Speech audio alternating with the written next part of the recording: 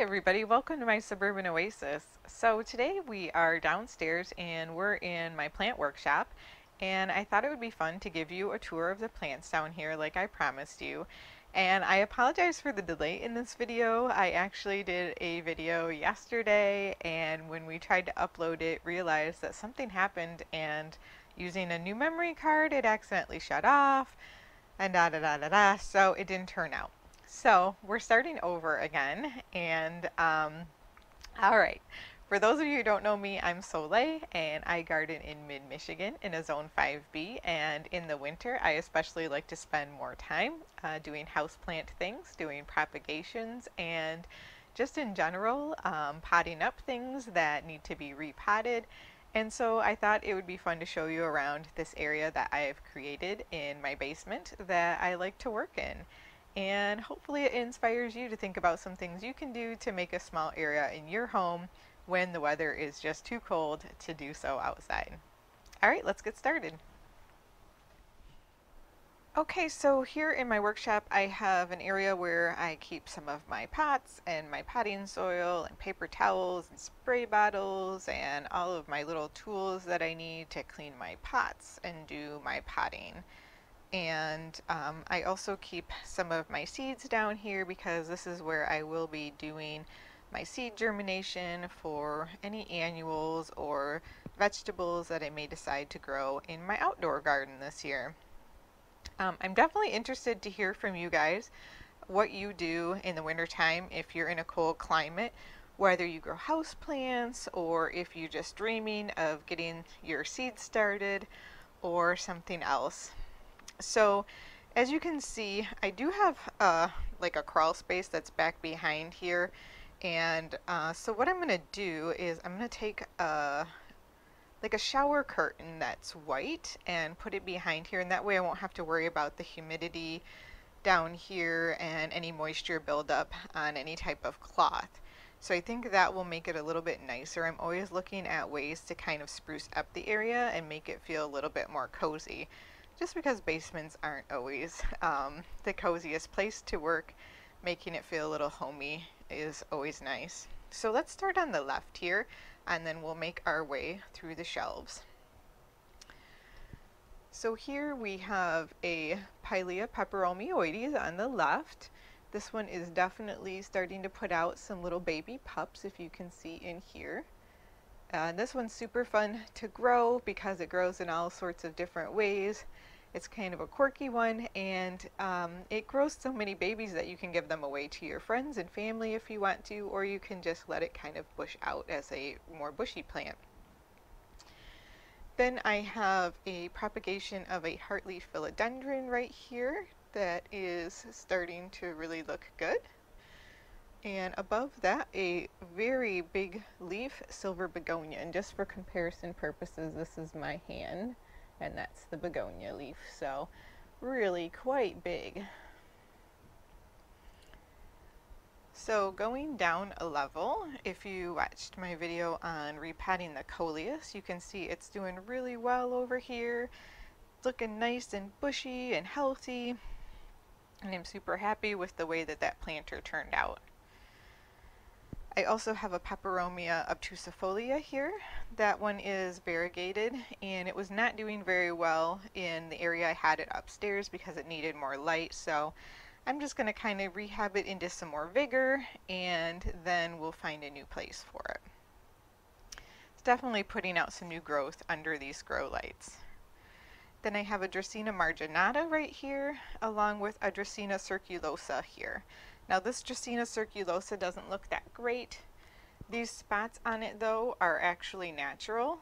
It's kind of like stardust, and this was one that I got on clearance, and so we'll see how that one grows if I'm able to rehab it or not. Then I have just another small coleus cutting right here. This is the Lime Time coleus from Proven Winners. And then in front I have a trailing plant. This is the Micans. It is a philodendron, and it's really pretty because it has these leaves on it that are very velvety, and it's hard to tell, I think, sometimes in this light, but they're kind of a chocolatey maroon and green color, and just super soft and beautiful. So I'm looking to continue to propagate this one until I have a full plant so that I can make a hanging basket, because I think they look gorgeous in the light. I don't know if you can see the back of these plants and kind of how they're much darker on the back with a more of a, you know, a burgundy. So I think that will be beautiful. I just have a little sandcastle in front of my fern back here. This is a Terrace fern, and behind that some of my lavender cuttings. And then if you watched my video, I did some pups from a aloe plant, and they are in this terrarium. They weren't doing so well at first because they were not moist enough, so I threw this over the top and they have really started to green out and do better, so I'm excited about that. Down here on this third level, I have a lot of plants that are just kind of in propagation mode, lots of little pups and such. So I've done some recent videos as well on propagating this golden Hania. So I have 6 of those pups. So I have this one, that one, and then there's 3 more over here. And then I also had a Jade marginata sansevieria right here that I have also, since I had several of those pups, potted them out. So you'll see a couple other of those on my shelves down here. In the back is a staghorn fern, and I actually got that on clearance for like $7, and it was just completely underwatered and was looking really raggedy. It came in this cute little terracotta pot as well. So yeah, I think that one has been nursed back to health and looks great. I have a Peperomia puteolata back there that is super cute. This Peperomia watermelon, I don't know. I think I might need to change the pot that I bought it in, because I don't think it's getting enough aeration to the roots, and it's probably in too heavy of a soil. It doesn't seem that happy. So we'll see if I can spruce that one up, but it's a really cute plant. Then in the back I have some begonias that I propagated. That is the Begonia Rex Painted Lady. And as it grows out, it will have more green and silver along with the pink. So it's not its final color yet. It definitely has a lot more red on it right now because it's under the grow lights, but it's much more of a pink and green and silver, and it's just beautiful. I have another Peperomia back here. This one I think is the Cupid Peperomia. This was from my son's terrarium, which broke, so it wasn't doing that great anyways. So I just took the plant out of the broken terrarium and gonna see if we can get it a bit bushier and grow some new additional strands of it. And then we've got a cactus along with a succulent that I'm growing right here. I actually don't know the name of that one. This leafy plant is a Hoya. This is a Crimson Queen, and it is just starting to put out, I think, some new leaves right at the tip of it. This one hasn't done anything for me for about a year, but it's much happier under the grow lights right now. And then in this tiny little pot right here, see if I can show you the teeny tiny babies that are growing from the leaves of this succulent. Can you see that? Is that in focus? Hopefully.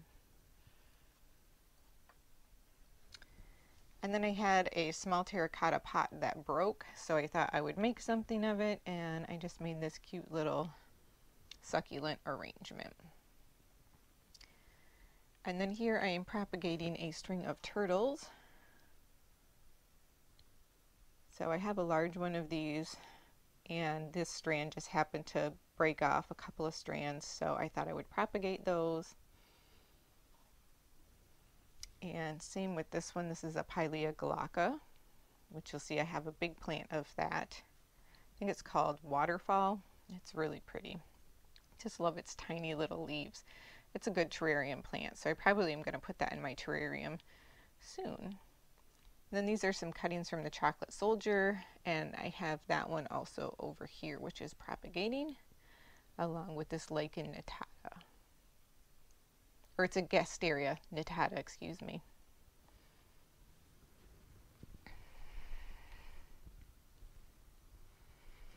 Okay, then moving over to this baker's rack, I have, starting way up top, a couple of geraniums that I brought in from outside to overwinter. And I think this is lobelia that is just kind of trailing over the edge that happened to be in the pot as well. And this is a Couperii. I believe it is a Haworthia. And it's really cool. It's kind of like an alien plant. It's really hard to see, but the tips of it are actually translucent. So easy to grow. It's just a succulent, and it's beautiful as it trails over the side. And this is the Pilea glauca that I was telling you about. Isn't that cute? The little teeny tiny leaves and the blue color. I love it. And then this is a neon pothos over here. And the neon pothos are also really, really easy to grow. I got both the neon pothos and the Pilea glauca at the Michigan State University horticulture plant sale for a great price. Just been propagating these little succulents over here. We have Echeveria, a cactus, some more Echeveria. I know this one's called topsy-turvy, but I don't know the names to all of them. There's so many different kinds of the rosette form that it's simply impossible to know them all. And so I have a jade plant right here that is a variegated one. And this is the curly jade back here. And then a whole set of succulents that I have propagated right here. And then I have a couple of succulent arrangements that I had out on my deck during the summer, which is fantastic. And they've been in these pots for about a year now. So I am going to need to take them out and basically kind of pot them out, refresh the soil, cut some of them back, and propagate, because they do start to eventually over time get long stems. Let me see if I can get you in there to show you this one. I don't know if you can see, but underneath of this there's about an inch of stem, and the same for this one back there. So you do just have to cut the tops right off of them and grow new roots. Now this was part of the video I did for you guys yesterday, where I had shown you how I propagated my Hoya billabara. So all of these are just baby leaves that have tiny little roots that I propagated in a perlite propagation box. And after I propagated them, I have now placed them into this container just so that I can grow them on a bit further before I put them in with the mother plant, because I'm trying to create more of a trailing type situation here. And then I have a baby string of pearls that I have propagated, and some aloe. And then this is a really fun ficus. This is the Ficus taneki. I also got this one at the MSU horticulture sale. I just absolutely adore the colors on this. It's kind of like a blue, green, and cream camouflage almost. And so I put that one in a blue pot just to kind of draw out the bluish tints of color in the leaves. And it's actually put on 2 new leaves since I've had it, and it's growing a new one right there in the center.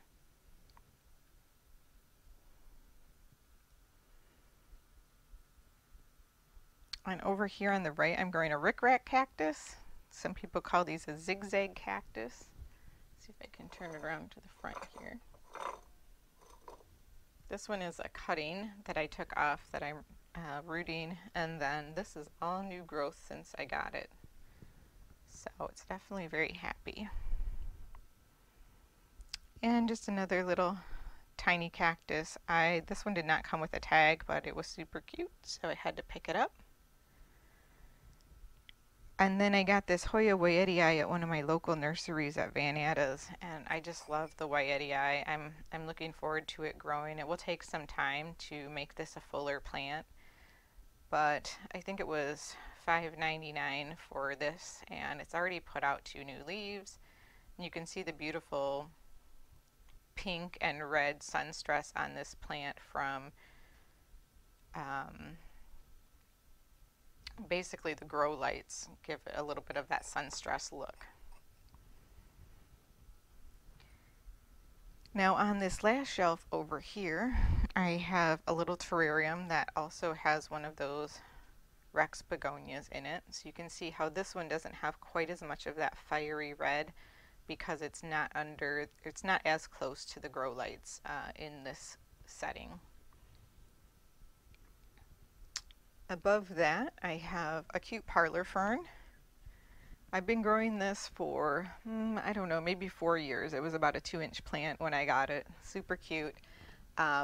This last summer, it had gotten so big. It was in this terrarium over here, and I had to open the top. Well, it was in the way of the air conditioning duct, so it was getting hit by cold air, and it started to, so you'll see some brown spots on that. That's not because, you know, I'm trying to kill the plant. It's because I didn't realize it was in that airstream. So it's putting out some really nice new green growth now, and that will help to camouflage some of that brown. Also over here I have Acute Syngonium. This one is probably the Holly Syngonium. This one also did not have a tag. It was just a little teeny tiny plant. It's just got some white on it, and those are super easy to grow.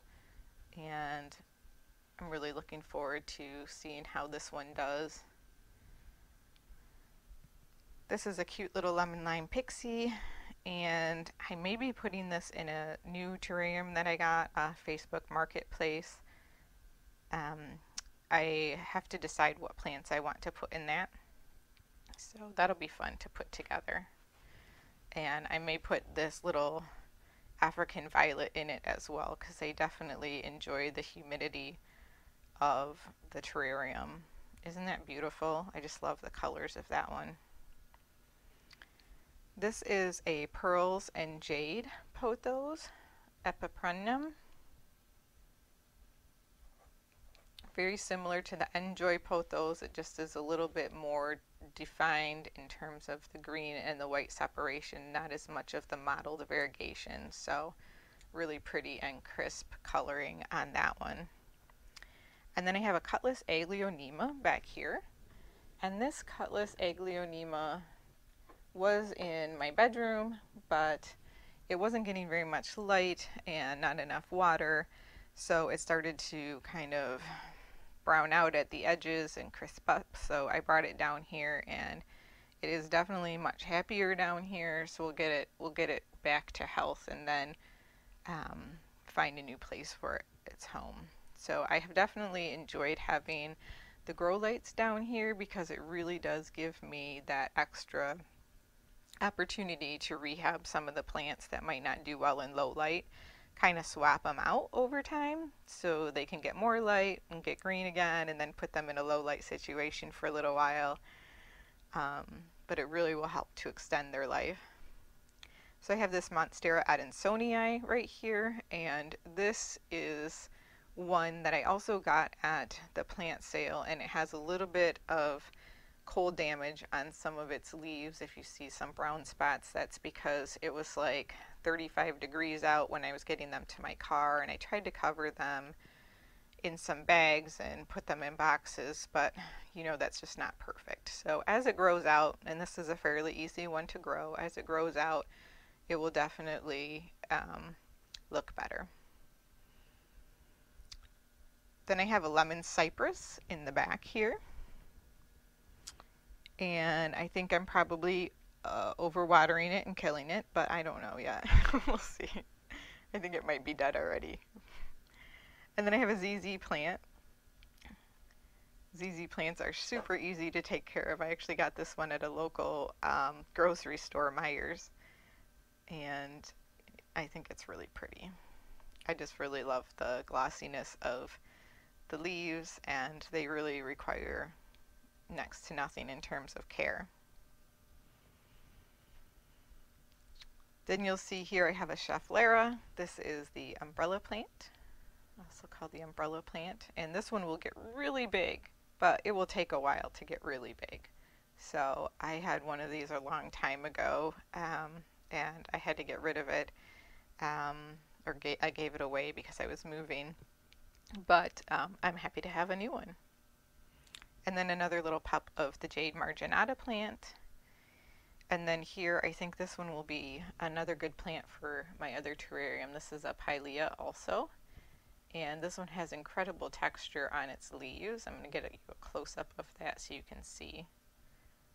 Very thin, bumpy leaves.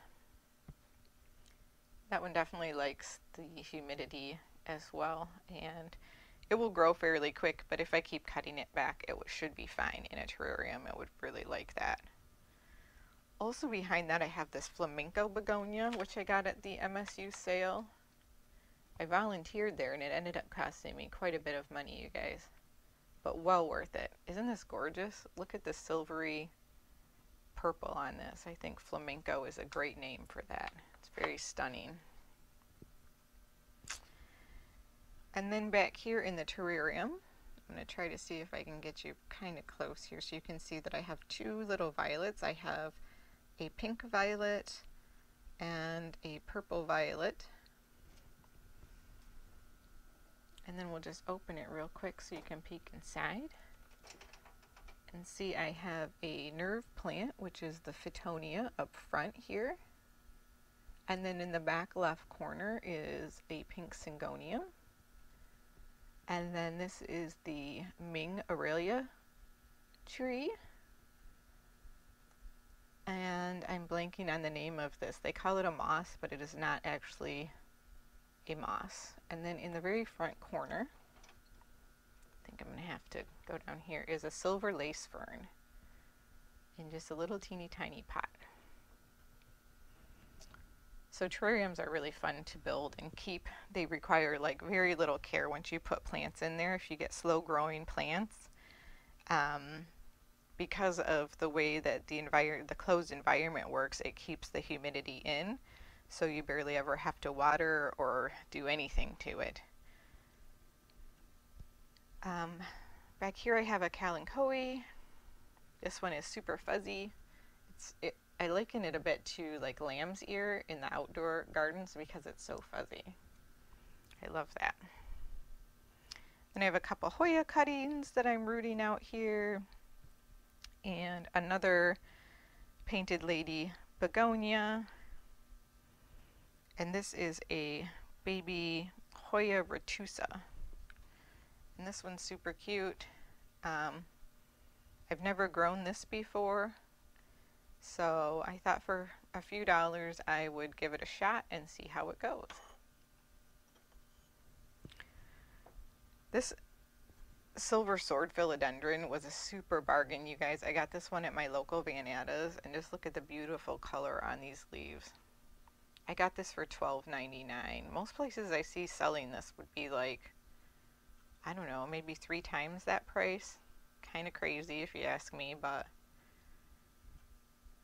I think this is one that I'm going to grow up a pole because it's a bit of a vining type growth. So I'll have to get something to grow that on. And then you'll see another Sansevieria, Jade marginata, back here in and amongst my hydrangea cuttings. And this is an Alocasia black velvet. I think I overwatered this one a little bit so the leaves are curling, but this is so gorgeous, you guys. It's got these really soft velvety leaves. So I'm going to let it dry out a little bit before I water it again.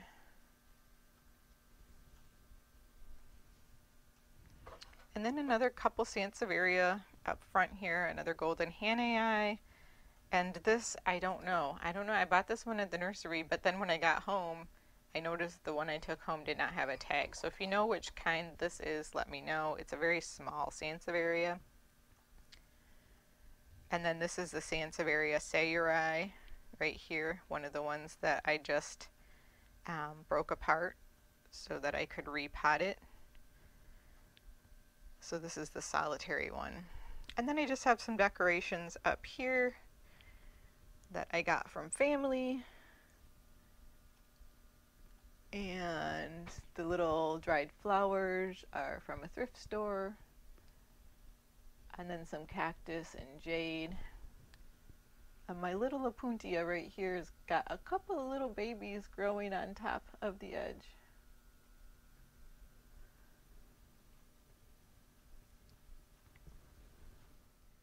Well guys, I hope you enjoyed the plant tour today. Thank you so much for joining me, and I hope to see you next time.